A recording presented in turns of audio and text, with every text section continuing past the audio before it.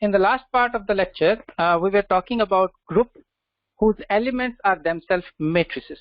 And remember, whenever I say group elements always act on coordinates. Okay. And then we moved to what kind of matrices can group elements have. For example, you can have a 2 cross 2 matrices, set of 2 cross 2 matrices that satisfy the axioms of the group, and all the components of the matrices are real. Then we say that the 2 cross 2 matrices belong to GL2, R. So 2 means 2 cross 2 and R means the components are real. Similarly, if the 2 cross 2 matrices has complex component, for example, some components contain elements like I or so, then we say that those matrices, they belong to GL2, C. So this whole description of GL is a very is the most general description of matrices. Okay, so where the matrices belong. Then I talked about this unique looking matrix with cos theta, minus sin theta, and cos theta as elements, and this is a set, and the set contains infinite number of elements, and each element and the whole all the infinite number of elements can be written in a condensed manner using theta, where theta goes from 0 to 2 pi, and thus for every value of theta between 0 to 2 pi you can have one matrix, and in that way we can have infinite amount of matrices depending upon how you choose your theta between 0 to 2 pi.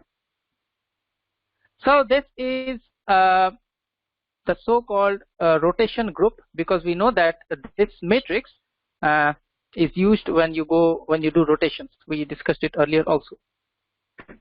Well, this is an example of continuous group also, because the group elements, they exist in a continuous form. There are no discrete group elements, and more generally we write in this way: G is equals to R of theta. So R of theta is that matrix, that 2 cross 2 matrix, and the theta goes from 0 to 2 pi. And I showed you that R of theta, they form a group because they follow all the group axioms. I made a mistake in the last lecture. I talked about inverses, and I said that something about inverse here, but this is all about the identity element. So when theta is 0, and if you put theta as 0, then R of 0 will give you a 2 cross 2 matrix, which is the identity element in the group. Of course, we know every group should have an identity element. Similarly, you can find inverse of any group element, and I also proved that if you take 2 group elements and you multiply them, you get again an element that exists in group G, because the result that you see here is nothing but it is R of theta plus phi. So it also belongs to group G. Okay. Now, and then I said this R of theta that you see is not unique, and we can have a similarity transformation using some matrix V, which is a 2 cross 2 matrix, and upon applying V, R of theta takes this form. Okay.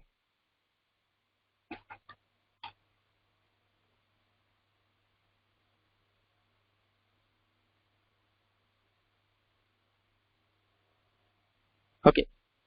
Now, I would like to add something here. If you look at R of theta, now the group G that contains all R of theta such that theta lies between 0 to 2 pi.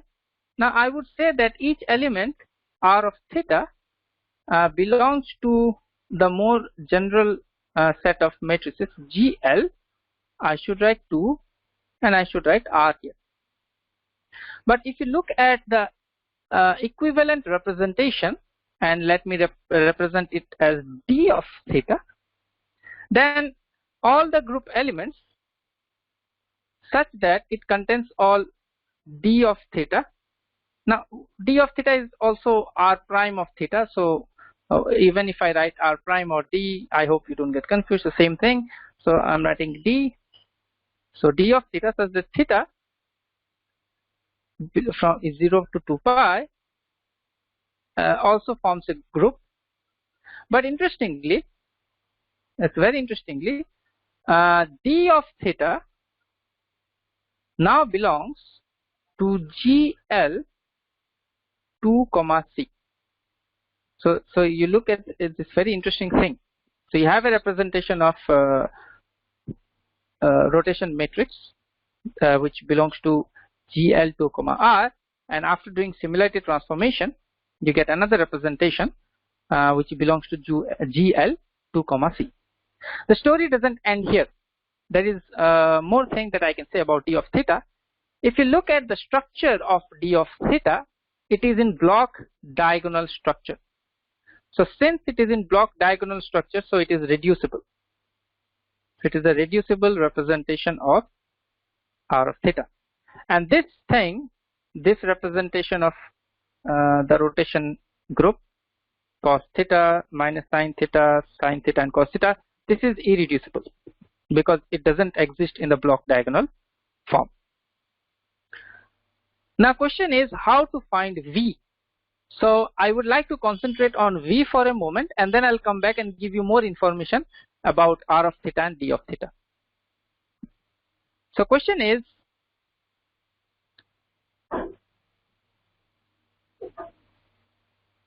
I have this d of theta which I found by using V, a matrix, and applying it to r of theta. Now question is how to find V.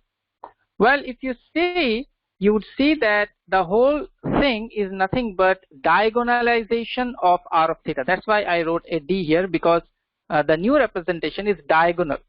Okay, so writing d was more better than writing r prime. Now we all know the method to diagonalize the matrix, right? So what did we do? So we had r of theta, which has this following thing. So cos theta minus sin theta, cos theta, and then we diagonalized it to d of theta that belongs to G L 2, C, because it has some complex stuff in it. So 0, 0, e to the power I theta. Sorry, I should have written theta here. That would be better. I minus I theta. Okay. Well, here comes the idea of eigenstates and eigenvalues. So if you want to find V, then the first thing you have to do is you have to find the eigenstates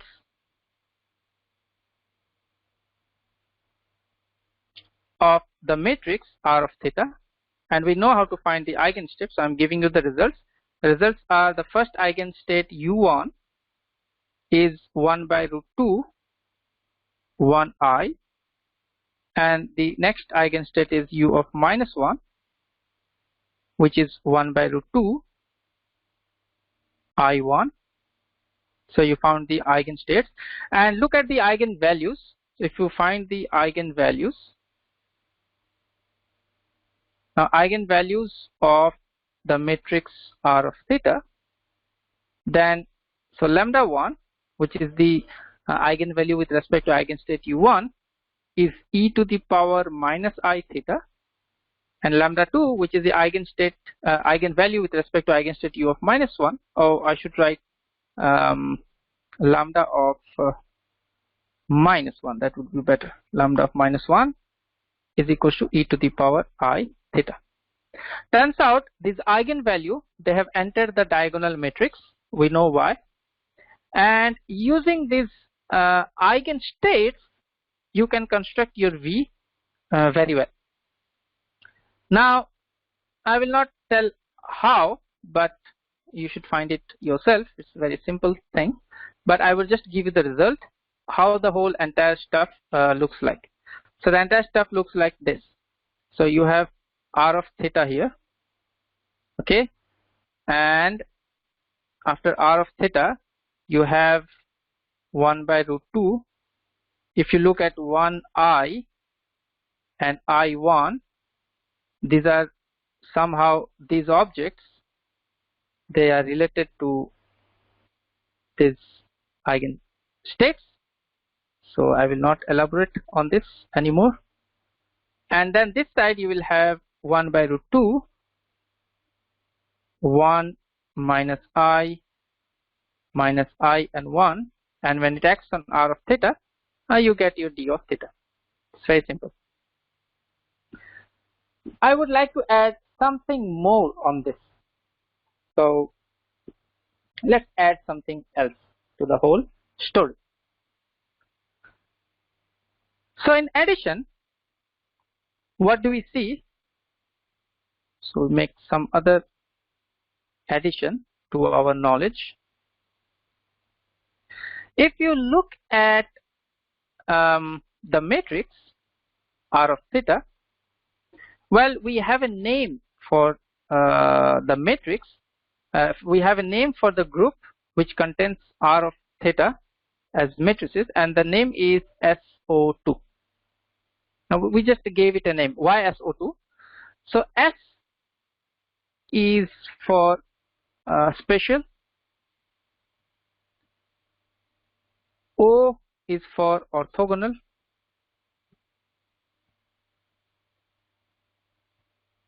okay. So let's see why S. So if you find the determinant of r of theta, you will see it's 1. So you have this determinant of the matrix cos theta minus sin theta, cos theta, and if you find the determinant, you'll get cos squared theta plus sin squared theta, that equals to 1. So that's why it is special. Now why orthogonal? The reason we say it is orthogonal, because if you take r transpose and multiply with r, you should get 1, and that's why it is also orthogonal. And 2 for the dimension. Now what are the number of parameters? In SO2 group, we have only one parameter, so just one parameter that takes care of the whole group, and the one parameter is only theta. So depending upon how you change theta, you get new elements. So this is it. Some more extra information can be also added. Now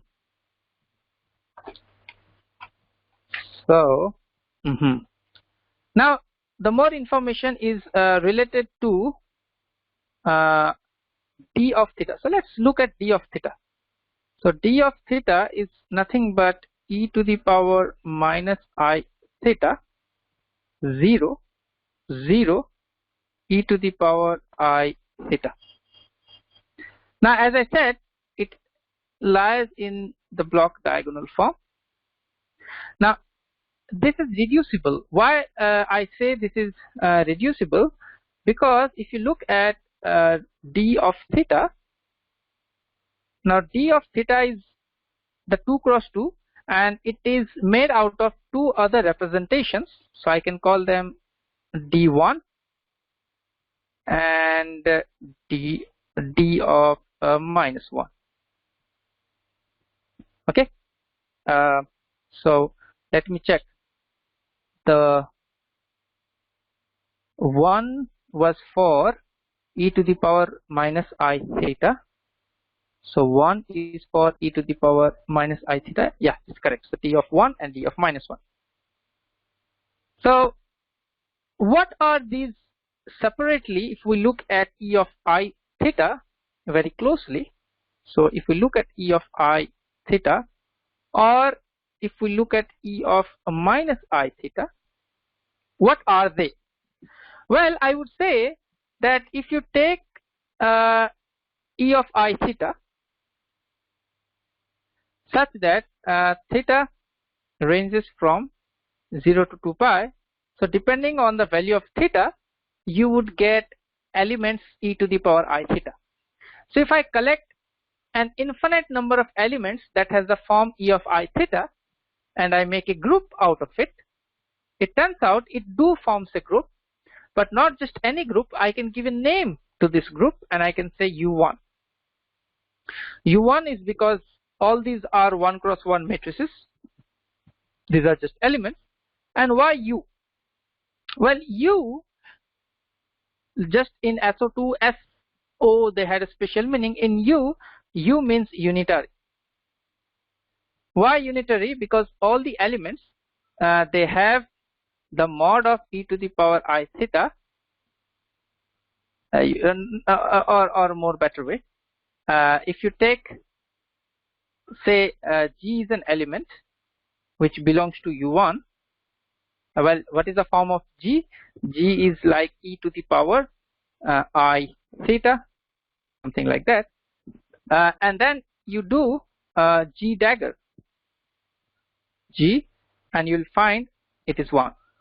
So you see that the elements of this group, they satisfy G dagger G equals to 1. Similarly, remind you SO2, what happened in SO2? The elements, they followed R transpose R is equals to 1, and the determinant of R was 1, and hence special orthogonal group.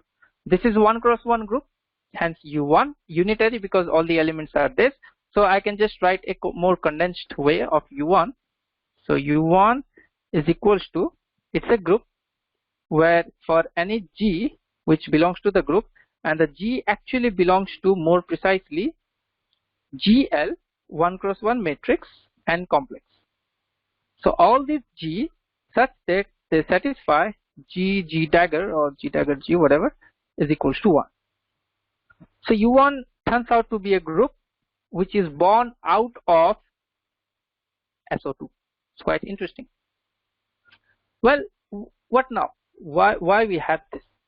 Well, when you look at books of group theory, you will see this notation very often. So there is this SO2 written, and then there is this symbol, and there is U1. I just now explained you what this symbol means in an indirect manner. Well, this symbol means that there is one-to-one correspondence between elements of SO2 and elements of SO1. So there is one-to-one correspondence between these two sets. Remember, whenever I talk about sets, whenever I talk about group, these are nothing but sets. These sets, they just satisfy some axioms, hence I call them group. And just like any other set, you can have two sets 1 1, you can have two sets on 2, and so on. So this is the whole idea.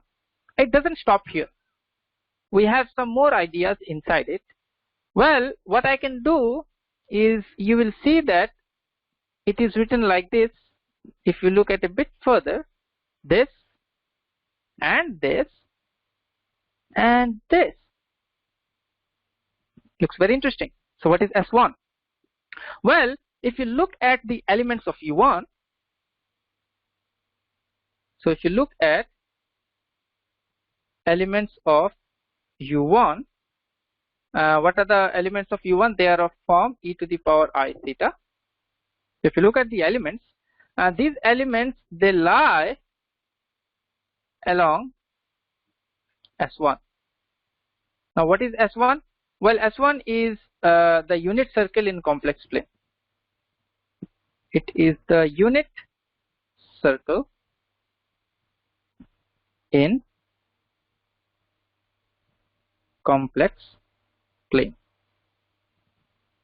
Well, if you have this unit circle in complex plane, then every element, S1 is nothing but circle, unit circle. So how do we represent each element in such case? Remember, we put a line here and we write R e to the power I theta. But since it's a unit circle, so R is 1. So R is 1 e to the power I theta, and this is nothing but e to the power I theta. So you see that elements of U1 lie along S1. So in short, S1, I can write a condensed way of writing S1. So S1 is nothing but it is a set of all complex numbers Z. So it belongs to the set of complex number such that mod Z is equals to 1. Now this doesn't stop here. I can go one more step, but I will not explain, but I will just write it down, and it looks very interesting. So now I went from SO2, oh, let's not use this dark color. So we went from SO2 where the elements are of form R of theta, and this is 1-to-1 with SO2 where the elements were of form D of theta, 1-to-1 with elements of U1 where the elements took e to the power I theta form where theta is continuous, and then I can write S1. Doesn't stop here. I can just put these symbols and I will explain them later on. Okay, so I hope to some extent you understood what I am trying to say till now. Well, now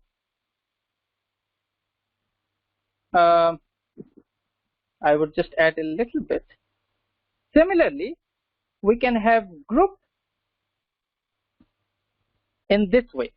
So when you can have SO2, oh, bad color.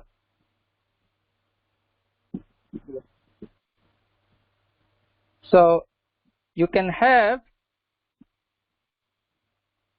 oh, again. Okay, so you can have SO2, it's a group. Okay, so group of all 2 cross 2 matrices, special, orthogonal, and 1 parameter group because the only parameter is theta. You can also have group SO but in higher dimension 3. So all these are nothing but 3 cross 3 matrices that form a group. And then we need 3 parameters. Instead of theta, we need 3 angles because in 3D you can have 3 angles, alpha, beta, and gamma. So there are 3 parameters that define the group.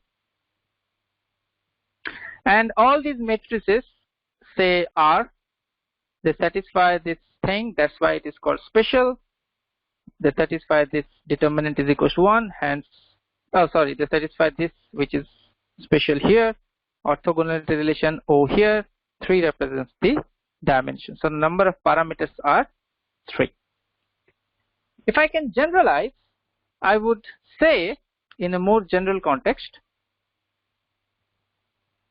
I can have SON. So this is a group of elements and all the elements are of form n cross n matrices. Now question is how many angles would you need? So how many parameter? Well, there is a formula. It is n into n minus 1 divided by 2 parameters.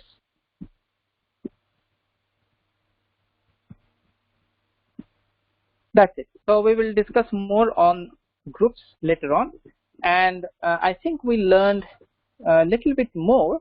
We also learned about group before U1 where we had 1 cross 1 matrices.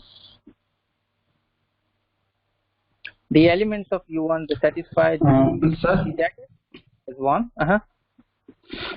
I want to add one more comments on this part 3, that is this yes 3, that how many parameters. So we can also find out these parameters using that infinitesimal transformations, right? If I mean by producing our generators, number of generators.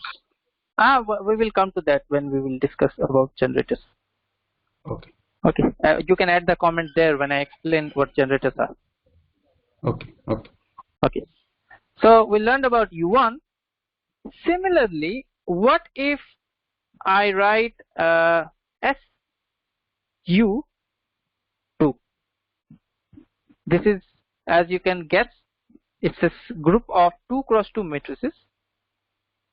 If there is U, then all these elements which belongs to SU2, these elements must be satisfying G dagger is equals to 1.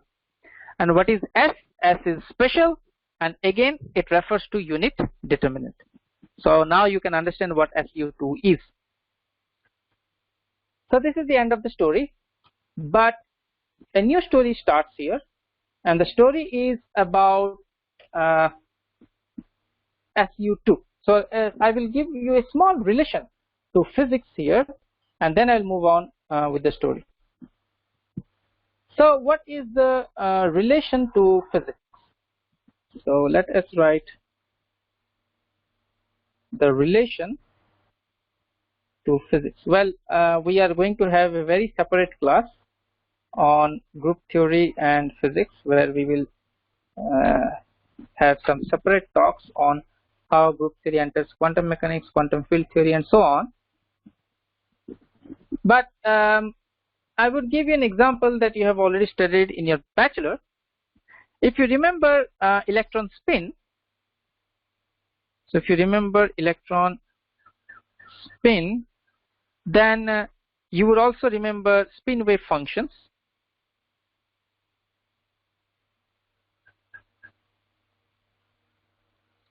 And the spin wave functions are actually objects in an abstract, so these are objects in an abstract SU2 space. That's quite interesting. Why do I say SU2 space? Well, when I talk about this R2, then we know with R2 we have a group SO2, because you can rotate in this way in R2 using the group elements which belongs to SO2. Similarly, what are you rotating, by the way? You can think of, you are rotating the whole coordinate system by using R2, and you are finding using using SO2 you are rotating the whole coordinate system to a new coordinate system, and you are looking at how the coordinates of the old system is related to the new system. Similarly, the elements of SU2 they also produce rotation in an abstract space, and I will continue this lecture how they produce rotation, but kind of that. So there is a space. So if we have a space where we have SO2 and elements of SO2 create rotation in our R2, similarly we can have an abstract space where the rotations are created by SU2, and we will discuss on this more later on. Well, very trickily, I also taught you about symmetry groups. So not only in a tricky way I taught you about continuous groups, but I also indirectly taught you about symmetry groups without saying it to you. But now I would confess what I taught you. Well, SO2 is an example of a symmetry group. Well, it's also an example of a continuous group, and it is also an example of symmetry group. But it doesn't mean that all continuous group form symmetry group. Later on you will see that SO2 is also an example of Lie group, and I don't think every symmetry group is a Lie group. So things are different, but SO2 is a special case such that it belongs to not only continuous group, it serves as an example of continuous group, it serves as an example of symmetry group, and it would also serve as an example of Lie group in future. Now question is why I said SO2 is a symmetry group. Well, what do you understand by symmetry? By symmetry we understand that you apply something and the overall idea doesn't change. So for example,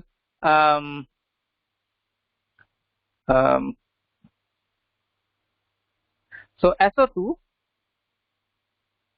the elements of SO2 are R of theta, and what R of theta does, if you have some old coordinate xy, if you apply R of theta, you would get some new coordinate x prime y prime. So R of theta takes you from old coordinate set to new coordinate set. Now why R of theta are elements of symmetry group? We have to look at what is the symmetry that is preserved. Well, if I construct something called as the distance function,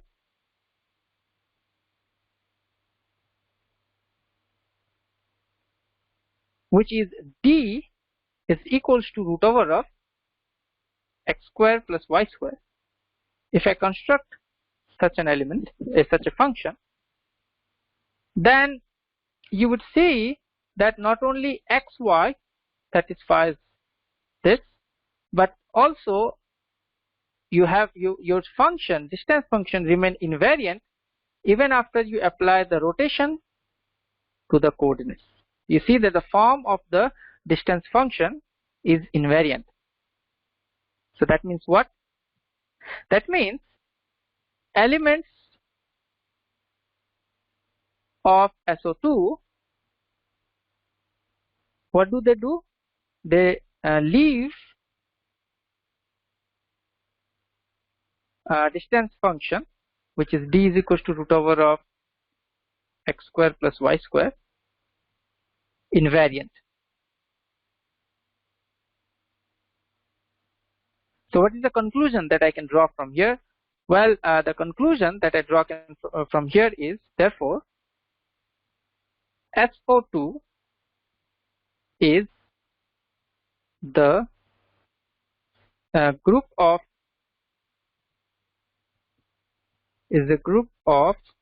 symmetry,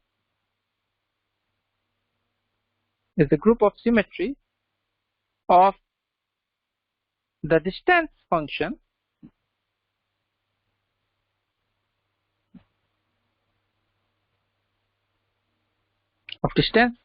in 2D. Okay, so this is the idea of symmetry group. Well, I can just give a more formal definition of symmetry group. So let's go to a more formal definition of a symmetry group. Now that I have given you an example, if I give you definition, I think everything will be fine. So sir, you said about the distance function, it is invariant under distance function, but we always calculate the distance in a plane, right? Yes, in R2. Yeah, in a space yeah, R2. in this case, but if we consider the chord space, in that case we cannot calculate the distance functions.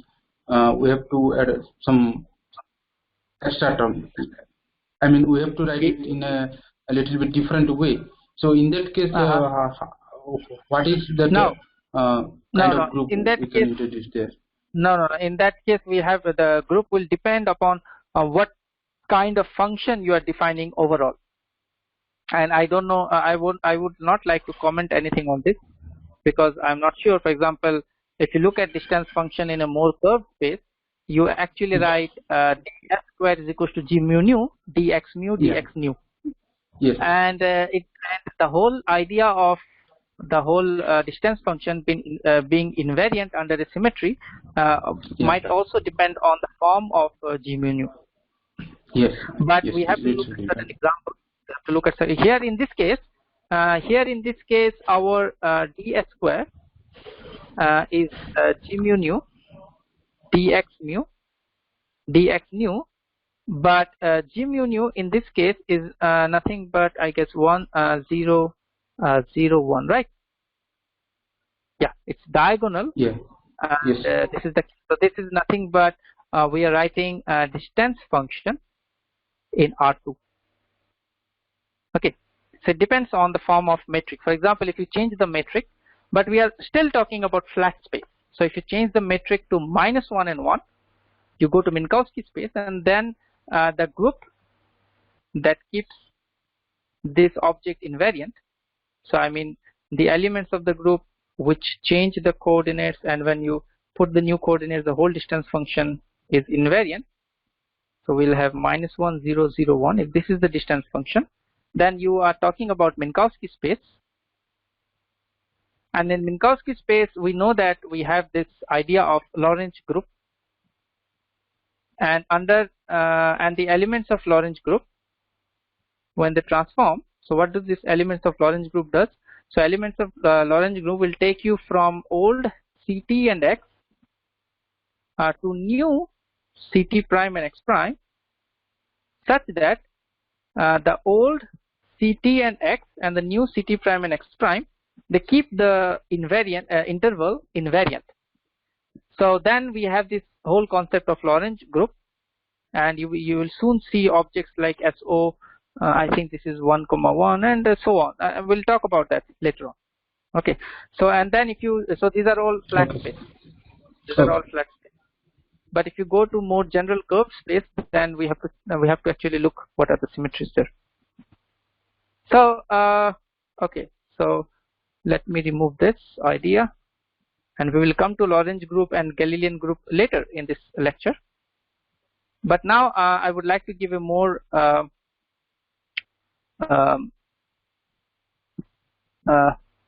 formal definition of symmetry group. As we saw that the rotation group SO2 is an example of a symmetry group. In the first lecture of Lie group, you talk about the 3 forces, right?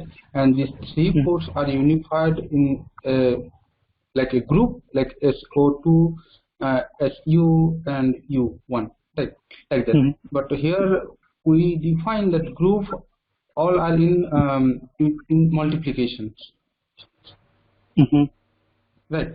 So why all kind of force like this, the strong, weak, and electromagnetics, they form a group under multiplications only?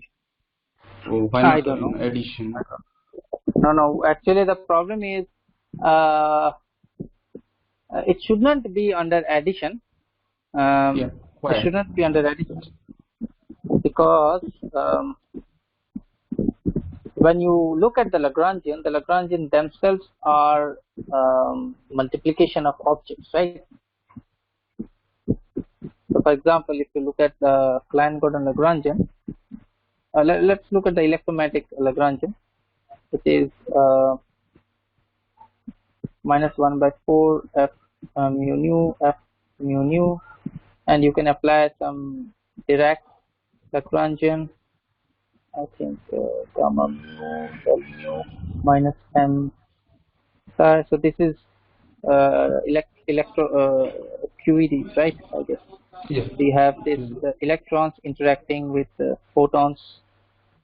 So electrons interacting through photons. So if you now change the wave function psi, the field, to a different field using psi goes to e to the power I theta psi. Okay. So the very idea that these objects are multiplied. So I think because of that we have group. No. So the idea is the elements that keep these Lagrangians invariant. It turns out they are grouped, and they're grouped under multiplication. And why not? This is all I can say. Maybe why not addition? I don't know. We have to check out.